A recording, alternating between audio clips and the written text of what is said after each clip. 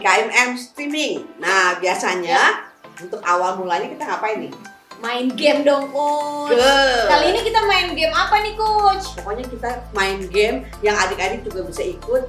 Gampang, gak usah pakai alat apa-apa. Apa yang ada pada kita? Wah. Itu tangan kita. Tangan. Ya.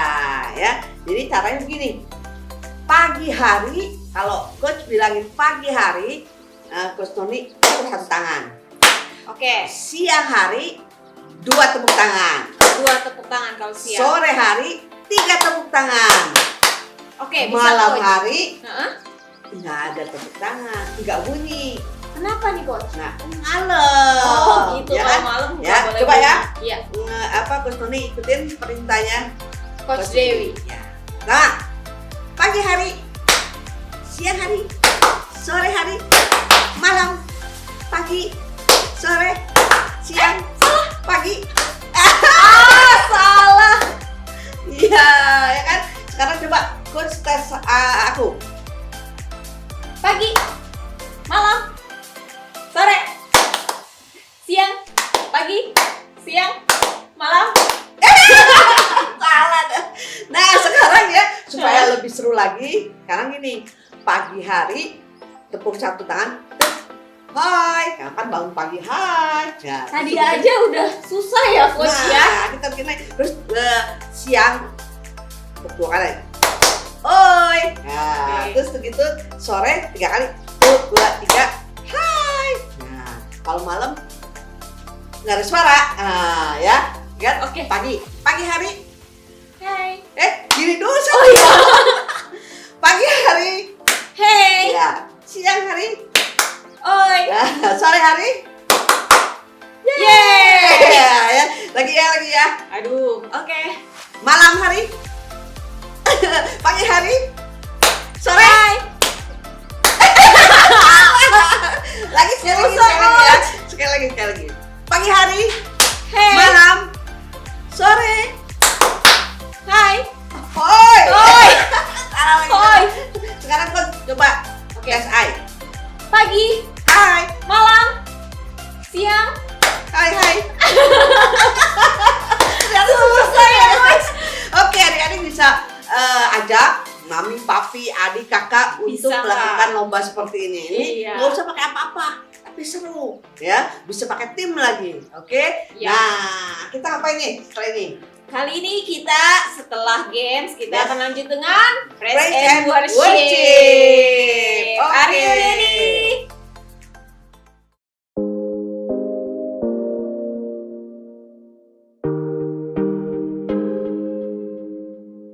God loves when I dance, when I dance. God loves when I sing, and He loves the special way He made me specially.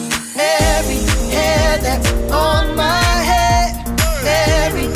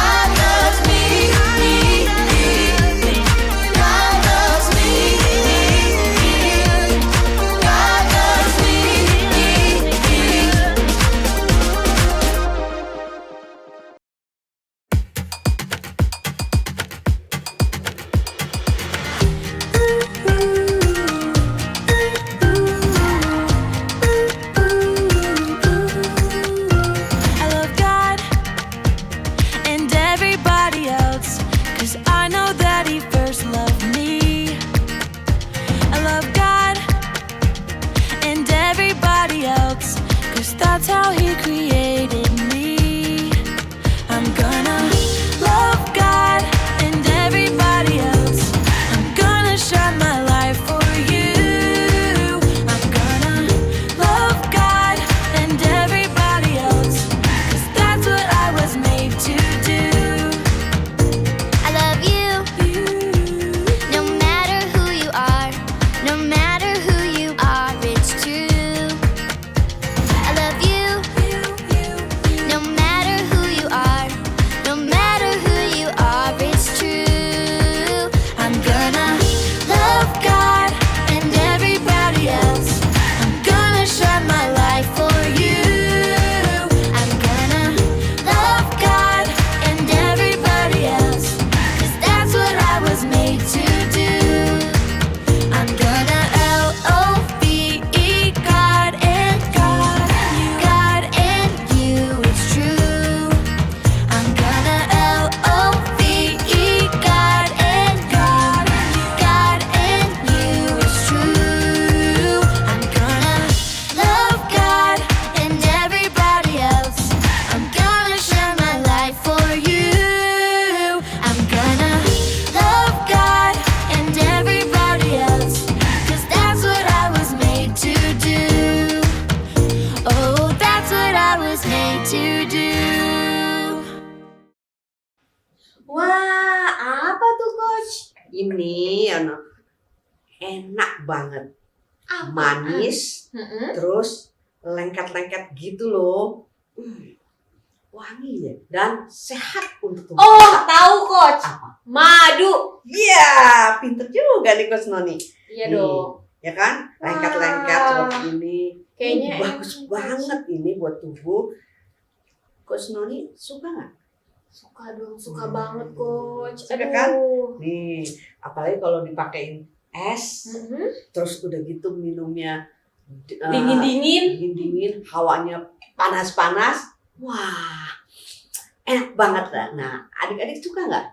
Pasti suka. Pasti Selain suka. enak, ini juga Sehat. sehat. Wah, enak banget nih coach. Diminum pakai teh juga kan enak kan, Betul. pakai es batu. Cuacanya panas, cuacanya Wah. dingin. Pokoknya kalau ada madu mah enak aja. Sip. Apalagi juga kalau kita lagi pergi ke Hmm. gunung itu kan, dingin kan. Mm-mm. Wah, pakai madu, terus begitu airnya hangat-hangat. Nah, Enak banget kalau juga. coach tahu nggak gimana caranya bisa ada madu? Nggak tahu. Nah, kita lihat ya video Yes. yang satu ini. Kita lihat dulu ya.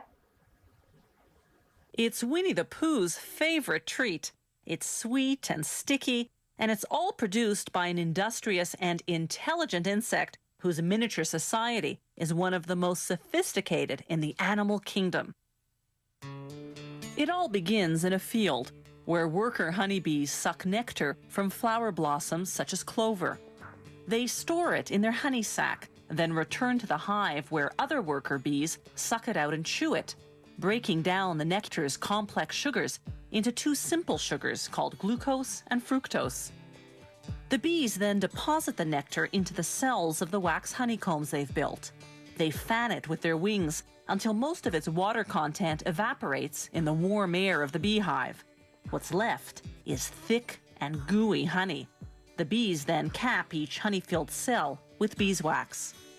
That's when the beekeeper steps in. Bees will sting if taken by surprise, so the beekeeper sprays the hive with smoke from burning pine needles, a scented warning that foreigners are about to enter the hive.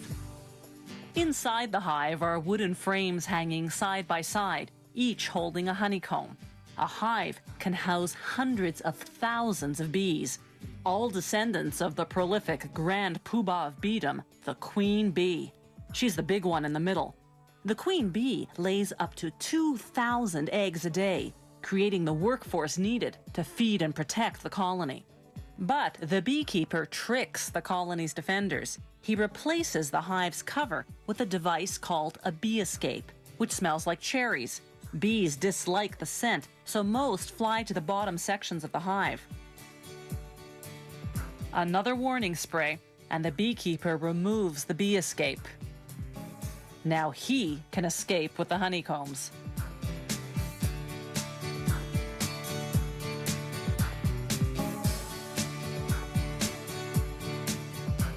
Inside the honey factory, they put the honeycomb frames on what's called an uncapping machine. Like a razor, it shaves the wax caps off the honey-filled cells of the combs. They scrape off the remnants manually. Then they set the frames on another machine called a honey extractor. It spins the honeycombs until all the honey is forced out of the cells. Afterwards, they filter the honey to remove any pieces of wax capping that slip through. Then, the honey is ready for bottling. Some beehives contain smaller frames designed to produce honey that isn't extracted from the honeycomb. Workers remove the frame and cut the honeycomb into pieces as is with a heated knife. That seals the wax around the honey inside.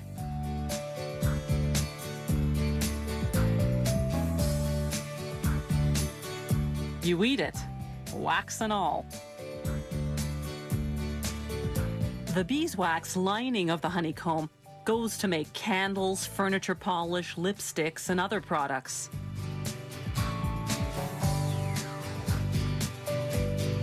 When producers have more liquid honey than they can sell, they simply let it granulate, develop sugar crystals, and turn hard and white. Then, when the orders come in, they return it to its original liquid form by heating it to 130 degrees Fahrenheit. They vacuum clean the jars.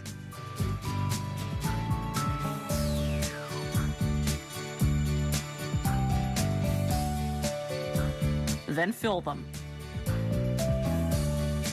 One beehive can yield up to 7 pounds of honey in a single day. That's much more than the bees need for themselves. The surplus is what we end up eating.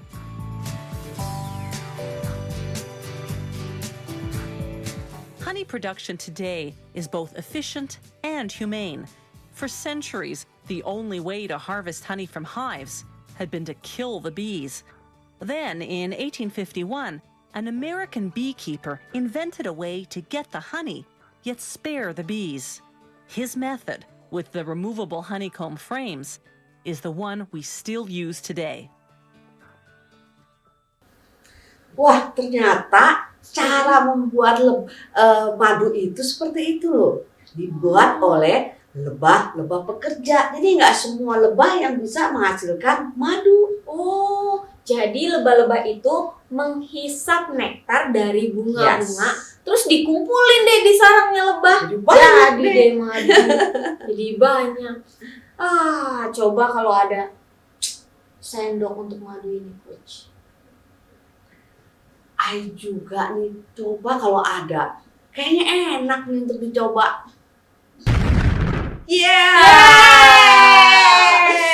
Kita coba yuk. Luar biasa sekali nih. Pasti ini enak banget.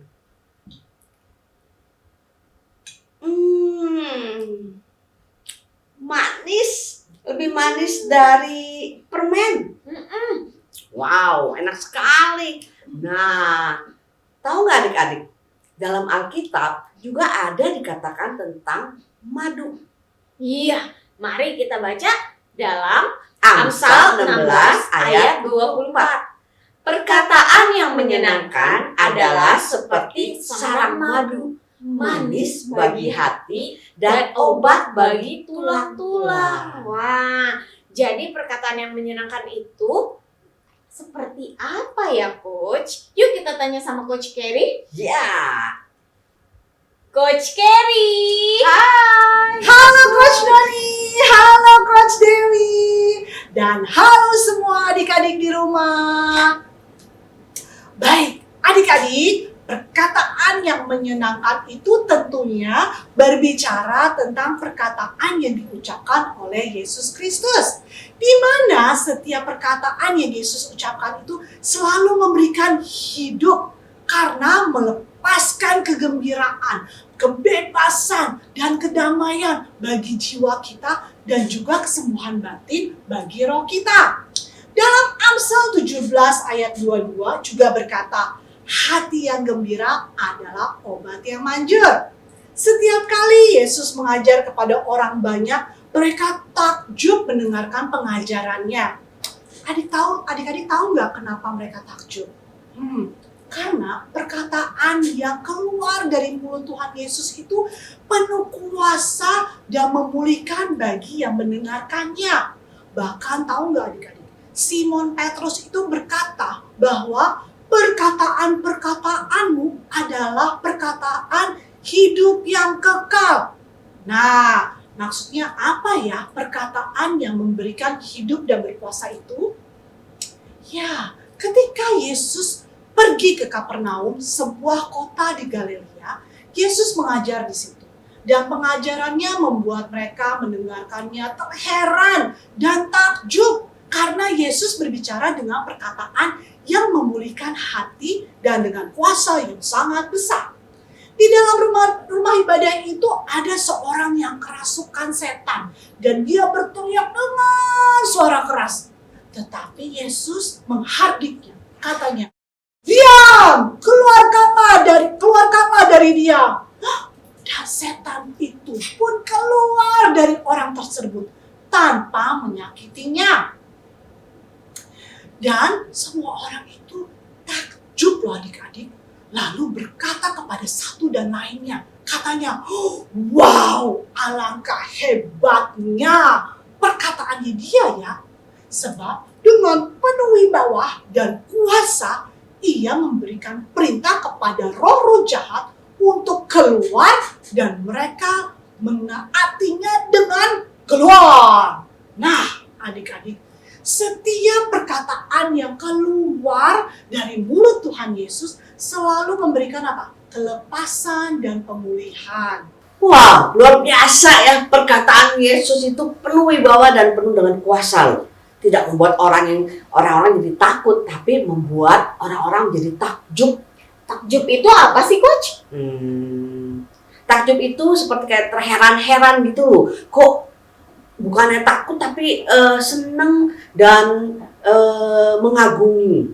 Karena melihat orang yang kerasukan setan kemudian bisa dilepaskan. Terus kemudian sama sekali tidak menyakiti orang itu. Oh, speechless jadinya orang-orangnya gitu ya, Coach. Dia ngeliatnya kayak takjub, matanya melotot gitu, ngelihat begitu, mengagumi apa yang Yesus lakukan.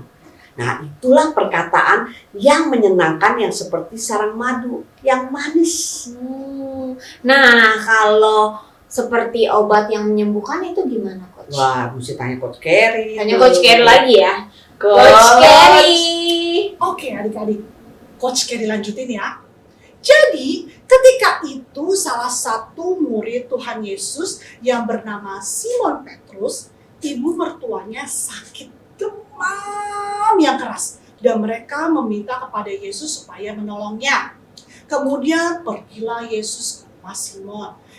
Yesus tuh berdiri di dekat ibu mertua Simon Petrus, lalu menghardik demamnya. Dan perempuan tersebut sembuh. Wow, seketika itu juga loh adik-adik. Kemudian dia bangun dan mulai melayani mereka. Wow, can you imagine that? Perkataan Yesus itu adalah obat yang menyembuhkan setiap orang yang datang kepadanya. Ceritanya tidak sampai di situ loh adik-adik. Begitu juga ketika Yesus di Kana, Galilea, di mana Yesus mengubah air menjadi anggur. Ada seorang pegawai istana yang memiliki seorang anak laki-laki, dia itu juga sakit keras dan hampir meninggal. Dia meminta kepada Yesus untuk datang ke rumahnya dan menyembuhkan anaknya. Maka kata Yesus kepadanya, "Pulanglah ke rumahmu sekarang. Aku berjanji padamu, anakmu itu akan hidup dan tidak akan meninggal." Lalu dia pergi.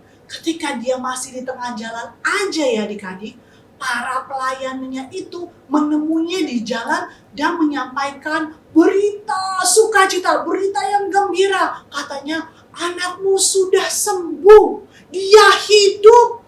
Wow, hebat ya adik-adik ya. Itu ada di Yohanes 4 ayat 46 loh. Jadi ingat adik-adik, setiap perkataan Yesus memberi hidup, melepaskan, dan memulihkan.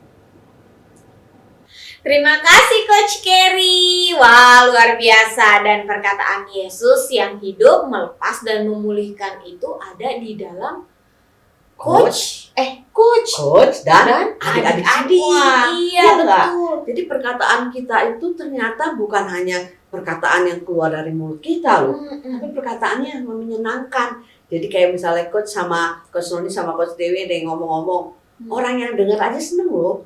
Oh, gitu ya Coach. Ya, Luar biasa ya. luar biasa sekali. Karena Kristus di dalam kita jadi bisa keluar Betul. kata-kata yang menyenangkan Betul gitu. sekali, gitu kan? Wah, karena Tuhan Yesus telah disalibkan. Dan mati buat kita, akhirnya apa yang ada di dalam hidup Kristus termasuk perkataan yang menyenangkan itu menjadi milik kita juga. Iya, jadi otomatis keluar dari Betul. diri kita. Ya, jadi itulah yang dinamakan perkataan yang menyenangkan seperti sarang madu yang manis dan obat. Yang menyembuhkan. Iya. Ya kan? Nah, contohnya gini, kalau kita punya temen nih, teman kita ini atau saudara atau adik atau Lagi kakak susah. atau mama lagi susah atau lagi sakit gitu kan. Nah, kita bisa mengatakan perkataan yang menyenangkan. Contohnya, Coach Noni lagi sakit ya? Iya. Oh, nggak apa-apa kok. Tuhan tahu, pasti Tuhan menyembuhkan dan Coach Noni akan baik-baik saja. Oh, jadinya tenang ya, Coach ya. Senang. Atau misalnya Coach Noni lagi sedih, misalnya, atau Mami lagi sedih, atau Dedi lagi sedih di rumah, kita bilangin, nggak usah sedih lagi. Ada Roh Kudus di dalam Coach Noni atau di dalam Papi, di dalam Mami yang menghibur. Kita nggak perlu takut lagi. Kita pasti bisa melaluinya dengan baik. Nah, itu perkataan itu tuh menyegarkan dan seperti obat, Bu. Kalau obat itu kan pahit kan, Iya. tapi ini Manis. manis. Itu dia. Tuhan itu selalu memberikan yang manis-manis Iya. deh. Kalau obat Oke. dari dokter biasanya pahit-pahit, Pahit, terus ya bikin kan? nangis ya. Nah, Tapi ini bikin tersenyum. betul. Tapi Kita selalu- menyembuhkan juga. Benar, kita mengingatkan terus, Coach. Nah, adik-adik di rumah juga bisa melakukan seperti itu. Ya kan, kenapa? Karena Tuhan yang di dalam adik-adik itu bisa menolong dan memberikan kekuatan untuk bisa menjadi berkat dengan perkataan yang menyenangkan. Kamu sehat misalnya, kamu kuat, kamu bisa dipakai Tuhan, kamu Iya. sudah diberkati dan itu Kamu sudah seterusnya dan sembuh. seterusnya. Yuk. Nah, kita perkatakan lagi ayat Ya. ini nih, Coach. Amsal 16 ayat 24. Perkataan yang menyenangkan adalah seperti sarang madu, manis bagi hati dan obat bagi Betul. tulang-tulang. Coach Dewi juga mau coba ya. Yap. Amsal 16 ayat 24. Perkataan yang menyenangkan adalah seperti sarang madu bagi hati dan obat bagi tulang-tulang. Ih, mantep banget nih ayat dari Tuhan Yesus. Nah, sekarang kita mau ngapain lagi nih, Coach? Kayaknya waktunya udah habis nih, Coach. Iya, mau doa, Coach? Ya. Belum. Lupa. Sebelum kita tutup streaming, Yes. kita mau semua adik-adik, mami, dedi, opa, atau semuanya siapapun di rumah bisa mengambil perjamuan kudus Betul. bersama Coach. Kayaknya kita udah lama banget ya nggak Mm-mm. melakukan perjamuan kudus dengan adik-adik karena kan kita masih masih streaming terus. Iya nih, gitu. padahal udah kangen banget nih. Mm-mm. Makanya dengan bilur-bilurnya Tuhan Yesus pasti sudah menyembuhkan kita. Yes. Aku ambil dulu ya, Coach, Oke. roti perjamuannya.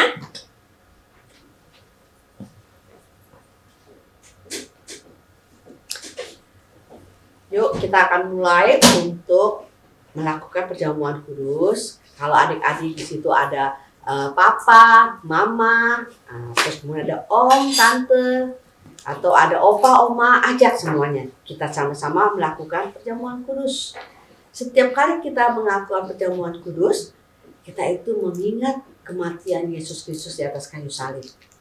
Jadi kita ingin ingat bahwa Yesus, kita ambil yuk sama-sama ya adik-adik ya. Kalau adik-adik nggak ada roti seperti Coach Dewi nggak apa-apa, bisa menggunakan apa saja. Yang penting bisa dimakan. Iya, biskuit. Nah, Biskuit. ya. Kita angkat, kita percaya bahwa roti ini adalah tubuh Kristus yang diserahkan bagi kita semua. supaya kita bisa dipulihkan. Kematian Yesus di kayu salib membuat kita dipulihkan. Yuk kita angkat dan kita berdoa. Bapa, Tuhan Yesus yang ada di surga, kami mengucap syukur untuk tubuhmu ini yang sudah kau serahkan bagi kami. Kami mau ambil dan makan, kami mau ingat semua pengorbananmu yang sudah kau lakukan di kayu salib. Dalam nama Yesus.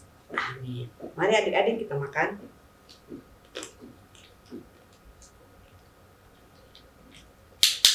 Oke, sekarang kita ambil anggur.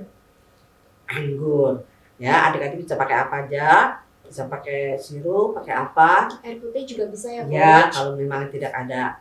Kita angkat. Setiap kali kita minum anggur ini yang adalah darah Yesus, kita selalu ingat bahwa oleh bilur-bilurnya, darahnya yang sudah dicurahkan membuat kita menjadi sehat, sembuh, semua penyakit sudah ditanggung. Sehingga kita meminum, kita percaya, kita juga sudah dimateraikan menjadi anaknya oleh darah Yesus. Yuk kita doa sama-sama. Tuhan, terima kasih untuk darah-Mu yang Kau curahkan bagi kami. Kami meminum di dalam nama Tuhan Yesus. Amin. Kita minum ya, adik. Terima kasih. Luar biasa kita sudah melakukan jamuan kudus. Yap. Kita percaya adik-adik juga merasakan suatu kenikmatan yang menyenangkan seperti sarang madu. Oke. Kita Tutup ya, Coach Noni doa. Ya. Tuhan, terima kasih karena Kau telah mati dan juga bangkit dan hidup di dalam setiap kami, sehingga kami bisa mengeluarkan kata-kata yang menyenangkan seperti madu yang bisa menjadi obat dan manis bagi banyak orang. Terima kasih Tuhan, sebentar kami kembali beraktivitas. Kau yang terus hidup di dalam kami dan mengeluarkan semua segala-gala yang baik di dalam kehidupan kami. Dalam nama Tuhan Yesus, kami sudah berdoa dan mengucap syukur. Amin.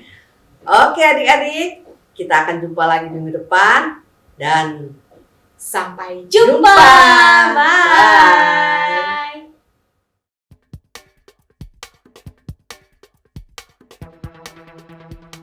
Terima kasih Anda telah menyaksikan ibadah streaming Jakarta City Blessing. Saya percaya firman Tuhan yang ditabur tidak akan kembali dengan sia-sia. Bagi Anda yang membutuhkan bantuan doa, Anda dapat menghubungi nomor di bawah ini.